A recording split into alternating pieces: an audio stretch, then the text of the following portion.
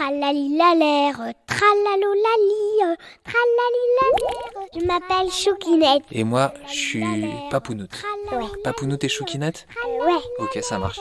Notre plan est simple. De raconter des histoires à tous les enfants de la France. Tralalilalère, tralalolali. Bonjour Papounoute. Bonjour Choukinette. Et bonjour à toutes et tous qui nous écoutent. Nous voici directement sur les hauteurs d'un des pics les plus imposants de la chaîne de montagnes des Alpes. Et à cette altitude, environ 4200 mètres, il y a, au moment de l'été, quelques troupeaux qui paissent tranquillement, mangeant l'herbe grasse qui a poussé pendant le printemps. Dans ces troupeaux de vaches, de chèvres et de moutons, il y a les petits nouveau-nés. Et dans ces nouveau-nés, dans un troupeau de moutons, il y a un agneau qui est né juste après son frère. Tous les deux, ils gambadent pendant l'été, ils jouent, ils sautent, ils font des petits bonds de cabri. Sauf qu'il y a un moment où il faut commencer à préparer l'hiver. C'est à l'automne. Au moment de l'automne, les moutons changent un petit peu de morphologie puisque leurs poils poussent. Ah oui. Et qu'est-ce qui pousse sur le dos des moutons ? Eh bien, de la laine. Et les deux agneaux ont tous les deux une belle laine qui pousse. Enfin, une belle laine qui pousse tous les deux, sauf que notre agneau du début de l'histoire, lui, il a un petit problème. Lequel est-ce, Choukinette ?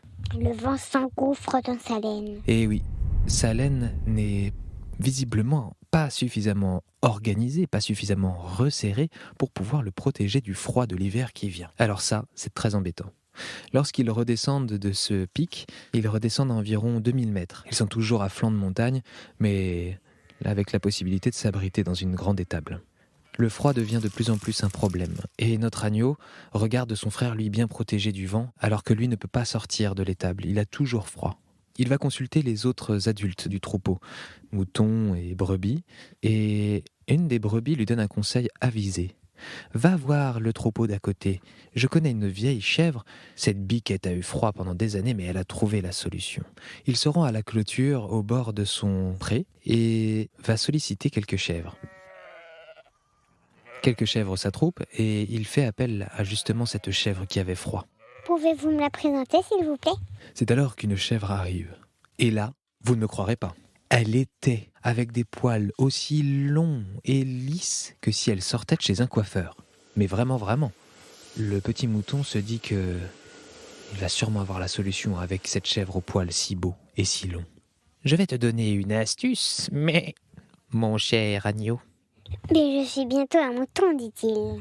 Certes, mais je vois que tu as froid, et les moutons ne peuvent pas avoir froid avec une si belle laine. Pour ma part, eh bien j'ai fait deux choses. La première, c'est que je me suis renseigné sur la longueur des poils. Et plus ils sont longs, plus ils sont épais, et plus ils se resserrent les uns aux autres, et plus ça nous protège du froid. Il faut donc faire en sorte que tes poils poussent bien. Il faut bien manger, bien dormir, et surtout les respecter. Il faut la garder impeccable. Oh, merci beaucoup, Madame la chèvre. L'agneau fait demi-tour et... Mais j'ai oublié de te dire quelque chose aussi. Ah bon, quoi ? J'ai connu un mouton charmant et lui-même avait froid il y a très longtemps. Et il m'a parlé d'un processus incroyable. Savais-tu que, par exemple, les humains qui récupèrent votre laine la font bouillir ? Oh, bouillir ? Comme cuire ? Ils vont me manger ? Ça, je ne sais pas, mais il parlait que de la laine, je crois. Et grâce à la laine bouillie, eh bien, il avait encore plus chaud qu'avant. Peut-être qu'il faudrait essayer de faire un bain le plus chaud possible, sans te faire mal, bien entendu. Ah oui, bien entendu. Sur ce, le petit agneau va faire un test. Déjà, il fait attention à ne pas laisser s'installer des parasites sur sa jolie toison, et il se rogne un petit bout de laine sur une de ses épaules, et le met à bouillir alors que l'un des humains était en train de préparer une tisane dans une casserole d'eau bouillante. Au bout d'un certain temps, il récupère avec beaucoup de précaution le petit bout de laine qui traîne dans l'eau bouillante, le laisse refroidir et le met sur sa tête une fois qu'il est bien sec. Et effectivement, juste en dessous ce petit bout de laine supplémentaire, il sent que le froid ne passe plus. Le temps passe, le poil s'allonge, Dans la montagne, il y a une source d'eau chaude que l'on peut atteindre, mais il y a 1000 dangers et le froid est déjà bien installé. Il ne se décourage pas. Et qu'est-ce qu'il fait, Choukinette? Il sort de son pré et remonte quelques centaines de mètres, saute dans une source d'eau chaude. Quel bonheur, ce bain hivernal dans une eau qui doit avoisiner les 40 degrés. C'est très chaud, mais ça ne brûle pas tant que ça. Après un bon bain de 30 minutes, il ressort de là. Tout de suite, le froid le saisit. Il se secoue pour enlever le plus d'eau possible et se dépêche de courir pour rentrer à son étable. Une fois bien au chaud dans l'étable, il prend le temps de se sécher auprès d'un petit brasero et au bout de seulement 2 heures, puisque sa laine est devenue très épaisse, le voilà bien sec. Il fait un test. Il va dehors alors que le vent s'est levé et que les premiers flocons de l'hiver sont déjà en train de tomber dans la prairie.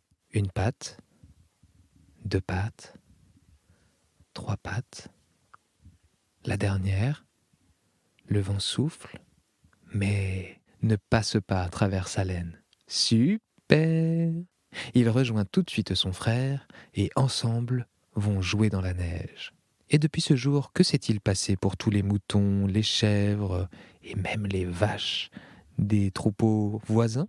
Ils vont chaque hiver faire un bain dans la source d'eau chaude. Tralali la l'air, tralalolali, tratalo tati tali tati ta terre.